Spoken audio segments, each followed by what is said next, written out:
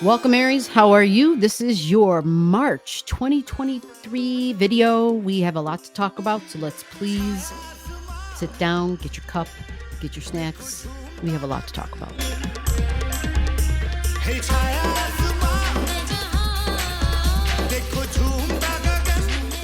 Literally March 3rd, March 4th, March 5th. It's a big beginning, okay? It's a beginning, but it's truly an ending. It doesn't make sense, but it is. We have a full moon at the beginning of the month. The thing about this full moon is that's in the sign of Virgo energy. Yeah. So for Aries, this is going to happen in your 6th house of daily routines. Now, your daily routines can involve health routines, can involve like working out routines. Like, do you go walking? Are you more physical than that? Is it something alternative for you, right? Are you doing like yoga? Do you do stuff like that? Stuff that isn't necessarily about like boxing and fighting, but just something that might be a little whatever, alternative. I don't know. There's just so many alternative things now. I can't even begin to imagine. So it's a routine. It's a habit, right? It's something that you have it penciled in, right? You do it on the regular. It also can be your work. It can be mixed with your work. Maybe you do something that's like healthy for others, but you also are engaged in it, like as an instructor in some way. Okay. This is a full moon, which means it's an ending and it's a closure. All right. So it's a full moon in Virgo. The ending and the closure is on the 7th of March, but it's bigger than that. It's bigger because Saturn is involved. And I'm going to explain that in a minute. The Virgo full moon is happening at 16 degrees and 40 minutes. So that's a 17-degree Virgo full moon. All right. So it's a completion, an ending, and a closure. It's in their placement of that 6th house, which means your habits, your routines, your jobs, your tasks, your schedule, your calendar, right? Your lists, things that were just part of the regular, right? Because it's organizing. Virgo energy likes to be organized. So it's really good at doing that. And it might be really good at doing that for other people, because that's what Virgo is. It's like, I'm the fixer. I'm the troubleshooter of the zodiac. I can connect the dots. I can see, hey, yeah, this would be great. You should do this, or this may help you, right? That could be absolutely this energy. Now, because it's an ending and a closure, it's like maybe you signed up for a class and it was like a 6-week class or an 18-week class, right? Whatever it is, it's ending. Okay. Now, if you have something at those degrees, it would likely be something a little bit bigger, something that was more substantial or more obvious, like that just seems like, what's the big deal? Not a big deal at all, right? Right. So if you don't have your chart, because having a chart is the only way to know if you have something at those degrees, just make sure you comment to me and I'll help you. I'll do what I can to help you out to get your chart so that you have an accurate chart too. Now, I mentioned Saturn. Saturn is involved in this because on the same day, not at the same time, but on the same day, Saturn changes signs. Saturn moves from Aquarian energy, which was friends and groups, which was, online activities, right? That was Saturn and Aquarius, and it goes into Pisces energy. Yeah, it goes into the sign of Pisces. Now, it's interesting because Saturn is material and tangible. It's rock hard. It's something I can see, right? It's rules, it's structure, it's responsibilities, right? It's kind of got like that boss vibration to it.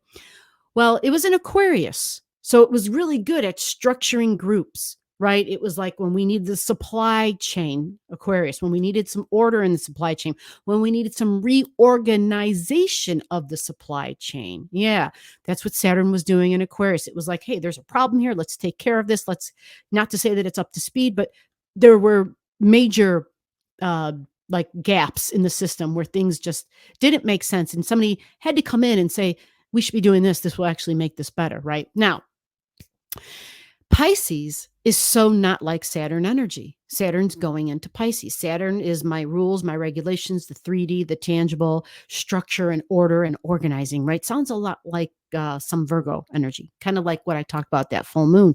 But Saturn is more professional. It's like the boss. It's my goals, it's my ambitions, it's profession, it's career, it's vocation. So going into Pisces, it takes on a different vibration altogether because now it's leaving Aquarius, which was very rigid, very much about this is what we have to do. It was also very much about science at the time too. So it was also astrology, but now we're moving into Pisces. So it's definitely got a more of a spiritual vibration to it. It also smooths out a little bit of Saturn's rules and restrictions. So we already know they're going to be releasing the pandemic restrictions and all that. I heard a couple months ago, and maybe it's already happening. I'm recording this in February, but I think that's slated for the end of February. I could be wrong. Don't quote me. But that's Saturn getting to the latter degrees of Aquarius, about to enter Pisces. So it's an ease on rules and restrictions, right? Because Pisces can make things disappear. And so it can make some of those rules and restrictions kind of be like, hey, where did that go? It doesn't matter anymore, because Pisces is the water, right? And it can make things fuzzy, right? It's like murky water, but it can give us understanding because it's Pisces energy, right? And so Pisces can also be about Hollywood and politicians and sci-fi and fantasy and forgiveness and kumbaya and we are one. And I don't mean to say this in a sarcastic way. I'm all about those things. Truly, truly am. I think the only way forward is together. So when we think of Saturn in Pisces, is it going to put some structure and order to the Piscean energy, to the kumbaya, to the politicians? Is it going to put some structure and order to Hollywood and people who are performers, actors, actresses, right? Is it going to add structure to sound? Pisces, sound, right? Moving pictures with sound, Pisces energy. For you, your Saturn, Pisces, right? Where is Pisces in your chart? In your 12th house, because you're Aries ascendant. So Pisces in your 12th, fantasy, sci-fi, but it's also spirituality and talking to the divine. It's my connection to my soul. It's my connection to the universe. It's my connection to the past life or your soul's history, however you want to look at that. If Saturn goes there, this may feel like it's restricted, because that's what Saturn does. It kind of restricts. Now, Pisces could also have a lot of power with Saturn. It could diminish Saturn's power. But if you have planets in that 12th house, if you have planets in Pisces and Saturn touches those planets, that's when it will be most obvious. That's when you'll feel that. Okay. Again, if you don't know and you want to know, put your comments below. I will help you as best I can. Okay. So when we say Saturn going there, just keep in mind you're having Saturn in your 12th house of the subconscious. This is your subconscious thoughts. This is your sleep and your dreams. So Saturn may affect your sleeping cycle. Okay. You may find something about it may feel more difficult. Depending upon other things in your chart, it may bring ease. It can change things up, and it can maybe add routine to your sleep. You know, maybe you were having sleep at all different times of the day for whatever purpose. But remember, wherever Saturn goes, it tries to create order. That's what Saturn wants to do, because it's striving for success. It's not really trying to hurt. I know people never like the person who sets the rules. People always point to the one who's making the rules, and they're like, screw you. I don't got to listen to your rules. But folks, Saturn is not our enemy. Okay, Saturn rewards. There is a promise of reward when we follow Saturn's rules. Saturn is really there to say, we're doing this for long-term success. That's what Saturn wants. Saturn is a highly ethical sign. Now, that doesn't mean everybody expresses it that way, but on its, when it's being operated on a high level, it wants fairness. It wants to set up rules and structure to help all involved, because if it doesn't, there's abuses. Absolutely, there's abuses that happen. We're human. That's how we are. Yep, sometimes we suck. So Saturn, 2.5 years in your 12th house. Give that some thought. That's just to give you a heads up. Now, we go further on down the month, and we are going to the 21st of the month. Another big change is happening, right? We have a new moon, right? It's a new moon. It's a new beginning. And guess what? It's in your sign. It's in Aries. It's a big deal because it's on the world axis point. It's at 0 degrees of Aries. It's almost at 1 degrees technically. So I'm asking folks to look at their charts. If you have anything at the latter degrees of Pisces, like 28, 29, 0 degrees of Aries, 1 and even 2 degrees of Aries, this will be a big new beginning for you. Freedom of your body, how you appear. It has to do with my independent action, my body consciousness. Think of Aries energy. It's about it, it's ruled by Mars. So it's my passions. It's what I'm passionate about. Okay. It's what I will fight for. something I'm not going to back down. I'm going to fight for this, right? So Mars is still out of bounds here. All right. And Mars rules Aries. So we're being cautious in the sense that, Mars has a tendency to think after it's already leaked and it's like, oh shit, how did I get into this mess? Right. So we always want to caution our Mars energy to slow down, to count to 10, and to think it through first, discuss it with others first. But it's a new beginning. Right. So for you, this is, if it's a new beginning in Aries, this is your your first house. This is your physical body. This is your appearance. Something about your appearance is changing. Yeah. If your appearance is changing, possibly this is connected to your location. You may be seen in different locations, possibly a new work. Now, I'm only saying that because when you had the Virgo full moon at the beginning of the month, that Virgo energy represents your job and your daily routines, and it can be work routines. So whether it's a different department or a different job or a different task at the job, you may be seen by different people. So the appearance, right? It's like, oh, who's this person, right? So my appearance, all of a sudden you're popping up somewhere, and it's your first house. So it could be your hair, it could be the clothes you wear, it could be a uniform, something about your appearance. It's a new moon, it's Aries energy, it's fiery, it wants to take action. We're just being cautious about our ego, right? Because Aries, yeah, the baby of the zodiac, the ego. Now, there's another big deal here, and it's literally just a couple of days after this, and it's Pluto, and it is a 20-year cycle. Pluto going into the sign of Aquarius for you, Aries. All right.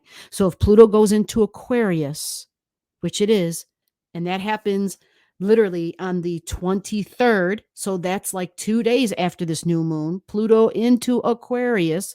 Holy crap, first time ever. I have never seen this before. You have never seen this before. None of us ever have, because it's that big of a deal. Pluto is that slow of a planet that no one alive has ever lived. No one alive right now has ever seen Pluto in Aquarius. Right. So we should expect things to be slightly disruptive and absolutely something new. Where is this new happening for you? Well, where is Aquarius in your chart? That's how we get the answer. So Pluto is going to be transforming, right? And it's going to be transforming your friends, your group energy, the people you hang around with. It's social causes. Are you involved in social causes? Are you involved in human rights? Are you involved in things for the earth? Likely this is cutting edge. This is different. This is smart energy. This is science. This would be networking, group energy online, because it's Aquarius and you've got this in your 11th house. So it's online groups. This is being changed and transformed by Pluto until 2044, because it's 20 years that Pluto will be here. But I want to give you a heads up. And the heads up is that Pluto goes into Aquarius in March, stays there for a couple of months, and then it retrogrades back out.